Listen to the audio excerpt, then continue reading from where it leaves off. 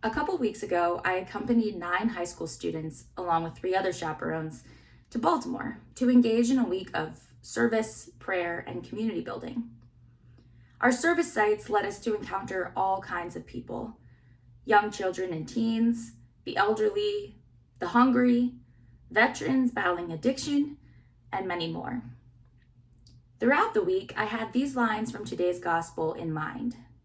His heart was moved, and the harvest is abundant, but the laborers are few. As followers of Christ, we are called to let our hearts be moved and allow that transformation to move us toward action for the most vulnerable among us. My heart was deeply moved this week upon seeing the students' compassion and good humor with everyone they met, including each other. Most of them were meeting each other for the first time, and yet their openness allowed them to build a community where everyone was included, even without me having to remind them. There's a moment on trips like this where you can sense the dynamic shifting from awkward and tentative to comfortable and joyful, and I witnessed it Wednesday night with our group. We had finished our evening prayer and examen for the day, and I was cleaning up the discussion area.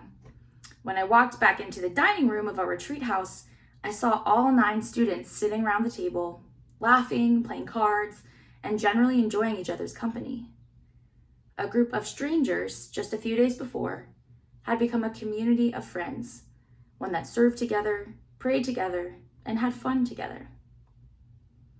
Another moment of tenderness for me that week was at our repeat site called Boys Hope, Girls Hope. We were working with their summer program and generally accompanying low-income students from ages 9 through 16 on their excursions and activities. Their students were exclusively Black and Latina, and our students were exclusively white. When we first entered into their space, all the students were a bit shy, not knowing what to say or do. But as the day went on and they discovered more things in common, the conversations became loud and gregarious and rife with inside jokes. At the end of our first day there, the program director commented to me that the diversity we brought to their group was meaningful to the students, exposing them to people who didn't look like them but still cared about who they were. When we returned 2 days later, the joyful hugs and high fives upon our arrival almost brought tears to my eyes.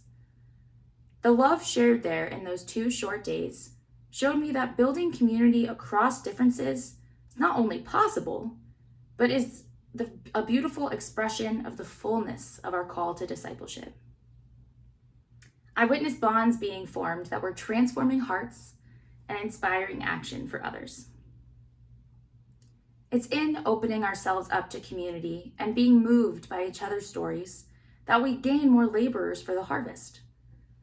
Jesus is telling his disciples that they must be on the lookout for any and all people who will join in building the kingdom of God, an inclusive and loving community that forgets no one and uplifts everyone. In seeing one group of teens build community and labor with each other for the good of those around them, I found hope for our world, that there are more laborers ready to be found. We, the church, need to be a space of belonging and welcome that helps each person to realize their God-given gifts and use them for God's greater glory. As we move through ordinary time, we reflect on our call to discipleship, the call to know Jesus more, to love Jesus more, and to follow him more closely in our daily lives. My heart is moved by the compassion of young people. And if we foster that compassion in more and more of our young people, the number of laborers for the suffering world will increase exponentially.